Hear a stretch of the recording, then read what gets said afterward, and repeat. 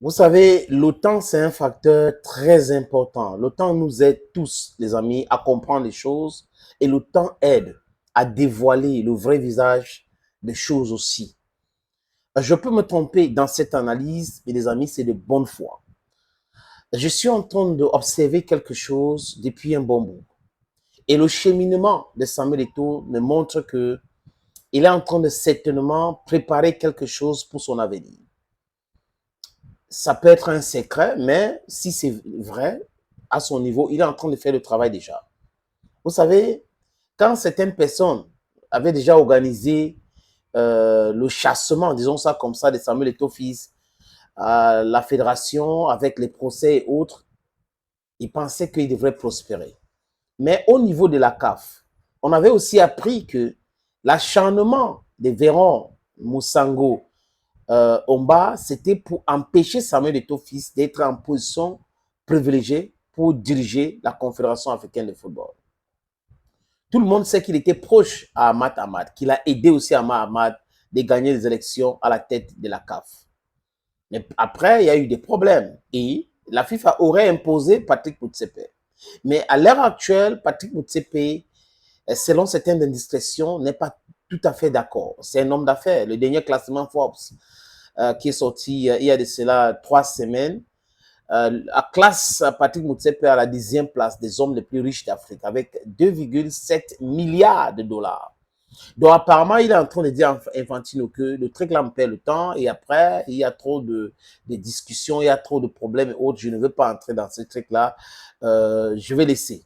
Vous savez, quand on a eu un président comme il y a Issa Hayatou, c'est compliqué.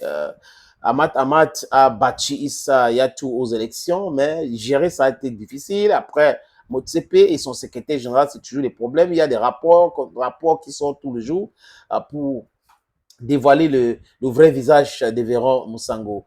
Euh, Omba, les nominations abusives et tout. Il y a beaucoup de problèmes aujourd'hui au niveau de la Confédération africaine de football. Les déclarations, les contre-déclarations. Et comme ils avaient pensé qu'Eto était quelqu'un que c'était facile à abattre, ils se sont rendus compte au niveau de quelqu'un. Eto a dit que le procès, je veux que ça soit public. Il faut qu'on filme. Parce qu'Eto, certainement, voulait exposer certaines personnes. Patrick Motsepe, c'est à partir de ce procès qu'on a su qu'il a investi dans une société brassicole au Cameroun et que cette société a sponsorisé la CAN qui se joue au Cameroun. Donc, on pouvait parler de trafic d'influence et d'intérêt aussi. I think that's how they say it. Maintenant, pourquoi je dis ce que je dis, les amis? Je vais vous, en quelques mots, je vais vous démontrer cela. Mais avant, je vous suggère donc de regarder ceci. Ouais, l'arrivée du boss, il est là, il vient d'arriver comme ça. Bonne arrivée, président. Bonne arrivée, président. Bonne arrivée. Ah, il va arriver comme ça. C'est parce qu'il est à Niamey. Ah ouais. Il balade un peu. Ouais, c'est une question de mouvement, quoi. Le boss est là, tout près de nous, quoi. Il est là, avec le colonel Pelé, le président, deux présidents à côté, l'un à côté de l'autre. Voilà, c'est une question de protocole, quoi. Oui, deux fédérations, deux pays. Ça, c'est l'arrivée de Samuel Eto'o fils à Niamey au Niger. Jusqu'à là, vous n'arrivez pas à comprendre, les amis. Je veux continuer avec ma démonstration.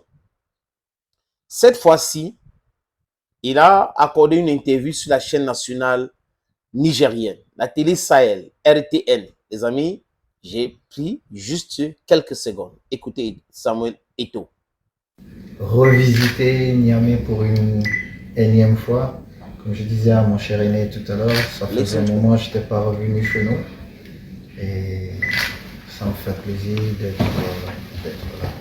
Vous avez la chance, bon, c'est mon grand frère, donc je ne serai pas très objectif.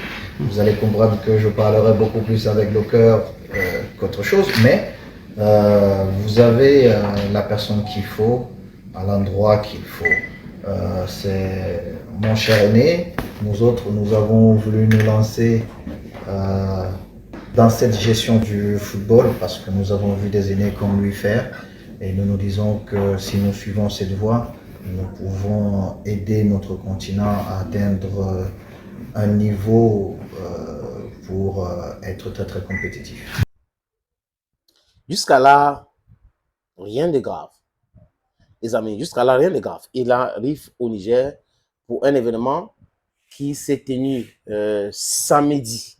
Donc, samedi, il y a eu c'est Menador. Je parle de samedi qui vient de passer là. Oui. Menador. Et là, les amis, jusqu'à là, on peut se dire, ok, c'est un événement, on a décidé d'inviter Samuel Eto'o-Fils. Mais on a décidé d'inviter Samuel Eto'o-Fils. It's just simple like that? I don't think so. Hello, friends. I am the Bamenda man, the Ngi man, the Bakwere man, the Ekuna man, and proudly so, your anglophone brother. Les amis, pourquoi je dis ce que je dis là? Regardez bien, Eto'o a visité le Congo dernièrement. Il était en RDC dernièrement. Il a fait des rencontres en RDC. Eto'o était au Burkina Faso. Samuel Eto'o était en Côte d'Ivoire. D'ailleurs, Côte d'Ivoire, c'est sa seconde maison parce que son épouse habite là-bas. Il a sa maison aussi là-bas. Il était au Kenya. Eto'o a visité beaucoup de pays africains ces derniers temps. C'est quoi le projet? Moi, je dis encore, je peux me tromper dans mon analyse. Mais j'ai comme l'impression que Eto'o est en train de préparer les élections à la tête de la CAF. Que Samuel Eto'o veut mettre sa candidature pour être président de la Confédération africaine de football. Je pense que c'est sa démarche. Mais si je me trompe, c'est de bonne foi. Mais avec tous les éléments, les amis, sa relation avec Ahmad Ahmad, tous ces derniers temps, tout ce qu'il est en train d'entreprendre et tout ça, ça me met une puce à l'oreille. Que, hey, this guy want to do this. Et c'est le souhait de beaucoup de personnes, il faut le dire, qui avaient beaucoup d'analystes qui voyaient déjà Samuel Eto'o-Fils à la tête de la Confédération africaine de football. Et s'il y a des élections aujourd'hui, la seule personne qui est bien placée, élue actuellement, c'est le président de la Fédération camerounaise de football. You like it or not? C'est le seul footballeur qui est bien placé aujourd'hui pour prétendre gérer la Confédération africaine de football. Est-ce qu'il va y aller? Je ne sais pas. Mais j'ai dit, avec ces éléments-là, c'est ce qui m'anime, c'est ce qui me pousse de dire que oui. Maintenant, d'autres personnes peuvent faire d'autres analyses. N'oubliez pas qu'avant de devenir président de la Fédération camerounaise de football, sur la RTS, qui est la radio-télévision sénégalaise, il avait dit que ça ne l'intéresse pas de gérer la FECAFOOT. Quelques mois après, on a vu.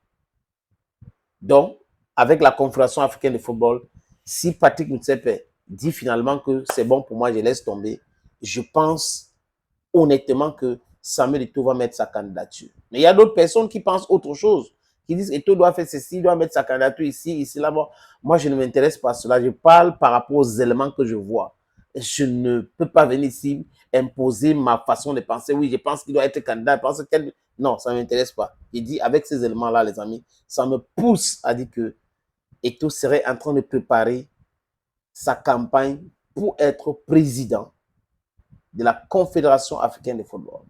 Les amis, il y a deux opportunités que je vous propose à Douala. Un à Japoma et l'autre à Bonapriso. C'est les terrains titrés à vendre. À Japoma, c'est 1000 mètres carrés. À Bonapriso, en plein carrefour de Bonapriso, c'est 576 mètres carrés. Le numéro WhatsApp, c'est le 6 96 87 37 37. Regardez cette petite vidéo. Il y a d'autres contacts. Opportunité en or à Douala. Terrain à vendre. 560 mètres carrés. Vous voulez construire un centre commercial, un hôtel. Vous voulez construire votre propre maison à vous. Vous voulez ouvrir une station de service. C'est à vendre, les amis. Je répète encore, c'est à vendre, ce terrain. Voilà donc l'opportunité que je vous présente là. C'est 560 mètres carrés, je répète. Et le terrain est titré. Nous allons vous laisser le temps de vérifier Parce que c'est très important. Donc, ce n'est pas le genre de terrain où il y a un problème. Non, non, non. C'est en plan Bonapizot, à côté de la route. La route ceinture ce terrain. D'un côté, il y a une route en pavé. De l'autre côté, c'est une autre route bitumée. C'est abordable le prix, hein, donc on peut discuter du prix. Si vous êtes intéressé, appelez-moi à travers les 2 numéros que vous voyez à l'écran là, 6 80 87 37 37 ou le 6 96 17 60 34. Et les numéros, le premier numéro passe sur WhatsApp, donc vous pouvez nous envoyer un WhatsApp ou vous nous appelez simplement. Et l'autre numéro, c'est uniquement par appel simple, les amis. Donc, voilà donc cette opportunité que j'ai décidé de partager avec vous. Contactez-moi si vous êtes intéressé.